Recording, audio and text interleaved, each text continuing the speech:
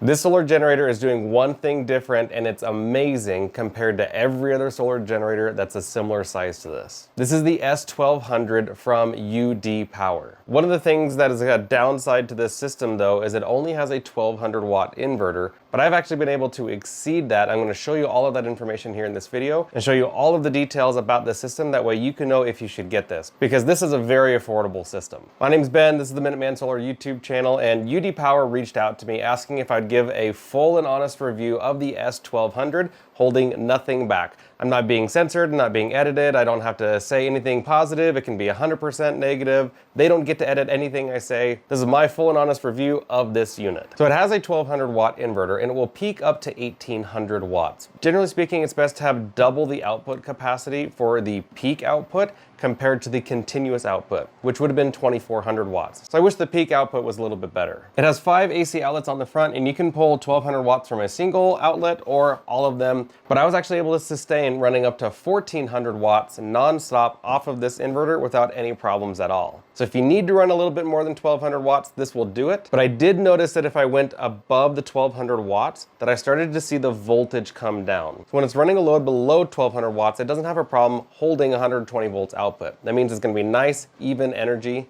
You're not going to see any reduction in power or dimming of your lights or anything like that. Once you go above 1200, especially close to the 1400 watts, that's where the voltage drops down, and the lowest voltage that I captured was 103 volts while still running everything. And that's when I pushed it all the way to 1500 watts. What ended up happening is the system took the 1500 watts that it couldn't run, lowered the voltage, so that way it brought it down to just over 1200 watts. You don't generally want your system to do that, but if you need to push higher, it can do that. Doing a 0.2C discharge, I was able to get 87% efficiency off of this, which is right on par or even slightly better than most solar generators of this size. A 0.2C discharge just means that I took 20% of the rated capacity of the battery, and I took that and did a discharge in watts, and I saw how long it would run it. The idle power consumption for this is right at 17 watts, which is pretty good. One of the best things about it is that it has a very fast UPS function, and when you are wall charging and running something on the AC outlets at the same time,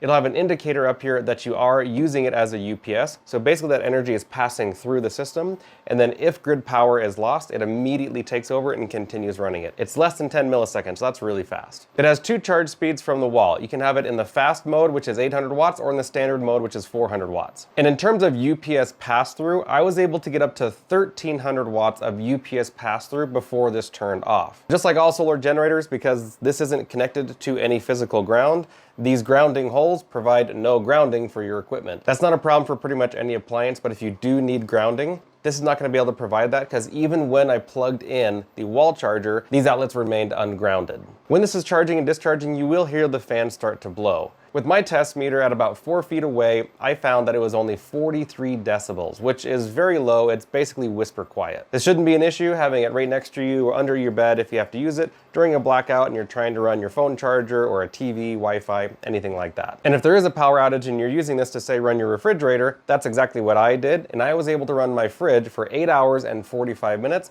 before this lost all power. Let's say I completely discharged this just by running my refrigerator and I needed to recharge it quickly. It will wall charge and solar charge at the same time if you really need to boost it. It has multiple USB ports, but it's a little weird. There's 4 USB-A, but they're rated to different wattages.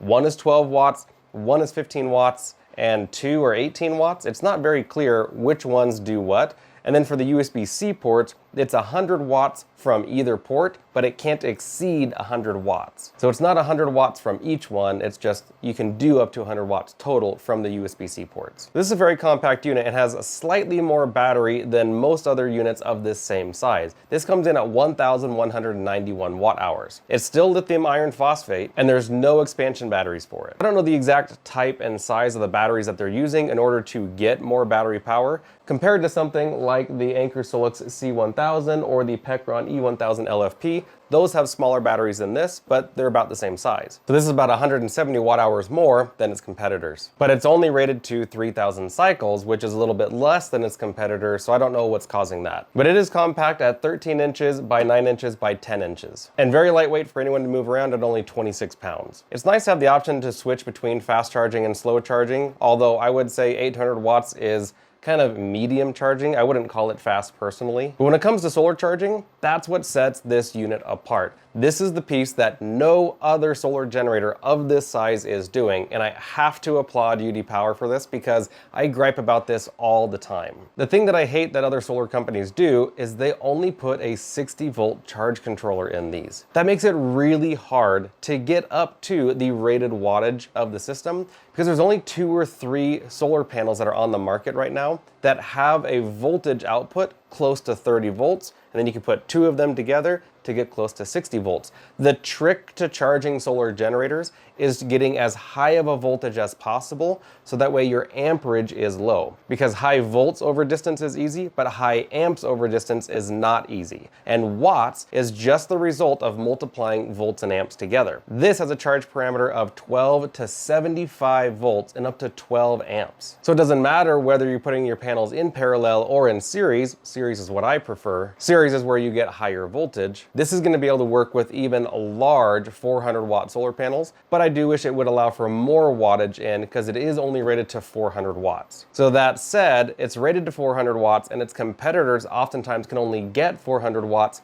but they're usually rated to more. I wish this was closer to 600 watts or 800 watts because then I could really charge it fast, but it always depends on the application that you're using it for. I'd absolutely use this for a road trip to run a DC fridge, run my laptop, and charge batteries while I'm at a site doing some work. If I want to use this on the go, then I'll use a supplied car charger, which will charge up to 144 watts. It uses an XT60 connector for solar, which is great because that's become very common. If I had to recommend a solar panel to pair with this, I would personally go with the Renogy Shadow Flux. I'm not being paid to tell you that or promote it or anything like that. I'm just saying that panel, I get a lot of good power from it, and so putting 2 of them together in series would allow me to get a fast charge into this. In the end, we're going to be limited to purchasing this based on the price. This is only $439 at retail. Other systems are at that price on sale. So the fact that this regularly sells for $439 is impressive to me. That's very affordable for what you're getting. When I compare systems against each other, I don't just factor the battery watt hours, because it's only 1/3 of a solar generator in my opinion. A solar generator is really made of 3 parts, and that's the inverter, battery, and solar. So I factor all 3 of those into what I call a whole watt. And as a whole watt, this is only 61 cents per whole watt. But for those of you who've got to know, it equals 37 cents per watt hour. Now luckily for you, you can use my free solar generator comparison chart and see how this compares to other units on the market, both on price and specs. And I'll have that linked in the description down below. What you'll notice when you go look at the solar generator comparison chart is this does have lower specs than a lot of the other units that are in the light cap category. I always want to make sure that systems are compared head to head properly, as in apples to apples. I would never compare this size system to something that's much bigger because they're just used for different things. The same way you would use a sedan different than a pickup truck, they just serve different purposes. So compared to other units on the market, this does have a smaller inverter and less solar input compared to those other systems, but none of those other systems have the 75 volt solar input, and I think that's a big deal for this. But one deal breaker may be the customer service. It has a 5-year warranty, which is great, but warranties aren't that great if you can't get a hold of someone. UDPower is not a massive company, and so it's going to be a little bit harder to get a hold of their customer service. That's what I experienced. I tried calling them and emailing them. They would get back to me, but it was after a little bit of time. So be aware of that. One other unique feature about this is it does have a wireless charging pad on the top. So if you have this sitting next to you while you're out at the park or camping or doing some work at a job site, then you can place your phone here and it'll charge without having to worry about having any cables sticking off the front. The things that I like about it the most are the 75 volt solar input and the really fast UPS function, as well that it can go above the 1200 watts of output. But I disliked that there was no solar charger included with this. There's no XT60 to MC4 adapter, and that doesn't make any sense. I don't know why multiple companies have done this. It should be part of your solar generator kit because it's a solar generator. You're not going to get solar in it unless you have the solar connector. Okay, I've said solar too many times. But in addition to that, the slow customer service is a concern. And the last thing that I dislike is how this powers off. I'm going to go ahead and hold the power button here. You have to hold it for like 5 seconds. And then as it's turning off, it starts blinking the screen. It's really confusing because you think you've done something wrong or that it's being reset. It'll blink a few times and then it finally shuts itself off. When you go to turn it on, you hold the power button and then it doesn't blink at all. It just turns right on. It does have this light built in, so if you are doing some camping or using this in the dark, you can turn that on and get a little bit of help there. It also has this pop-up handle to make it easy to move around. So I wouldn't say this is the absolute best system for its size, but I do love the solar input, but the price is really hard to beat for what you're getting. What I would expect to run off of this, I think it's fair. If you appreciate detailed and honest reviews like this, smash the like button. I mean, you made it this far into the video. Go ahead and subscribe, and I'll see you guys in the next video.